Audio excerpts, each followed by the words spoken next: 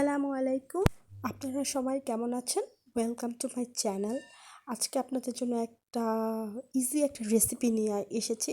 দেখতে থাকুন। ওই রেসিপিটা আবার সবারই ফেভারিট, ইভেন সবাই এটা বাসায় সবসময় ট্রাই করে। সেটা হচ্ছে ট্যান ডিম ভুনা।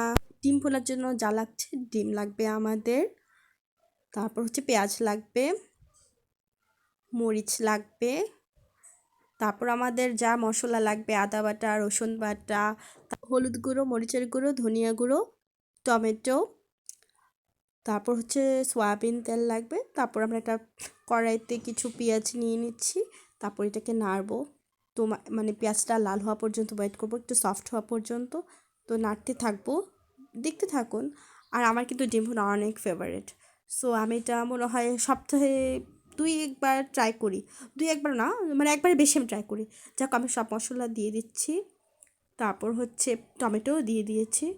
তো টমেটো দিয়ে এটা এখন আমি নাড়ছি, মানে মশলাটা আমি কষাচ্ছি। তারপর আমি আমার ডিমগুলো দিয়ে দিচ্ছি।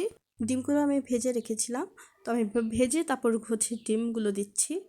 আমি কিন্তু আমার প্রয়োজনীয় যা মশলা লাগবে তা কিন্তু আমি আপনাদেরকে দেখিয়েছিলাম, সেই মশলাগুলো আমি পরিমাণ মতো দিয়ে দিয়েছি। তো মশলাটাকে কষাচ্ছি, এখন আমি একটু পানি দিয়ে দিচ্ছি আমার পরিমাণ মতো।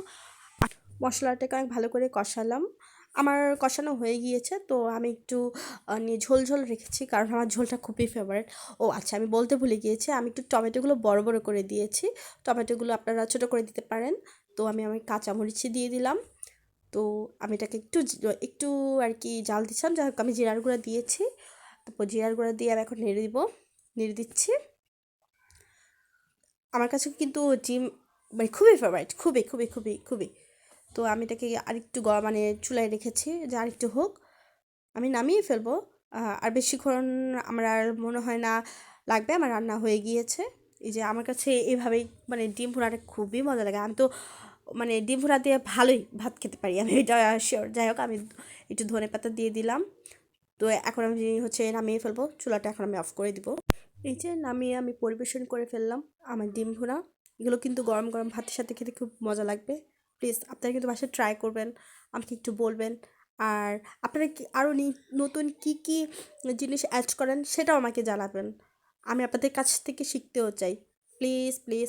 যাই হোক, আমার চ্যানেলটা যদি আপনাদের ভালো লেগে থাকে, একটু শেয়ার করবেন, সাবস্ক্রাইব করবেন এবং লাইক দিবেন। আমার পাশে থাকবেন, যাতে আমি আপনাদের জন্য আরও কিছু রেসিপি নিয়ে আসতে পারি। আমি নিজেও শিখতে চাই, আপনাদেরকেও দেখাতে চাই।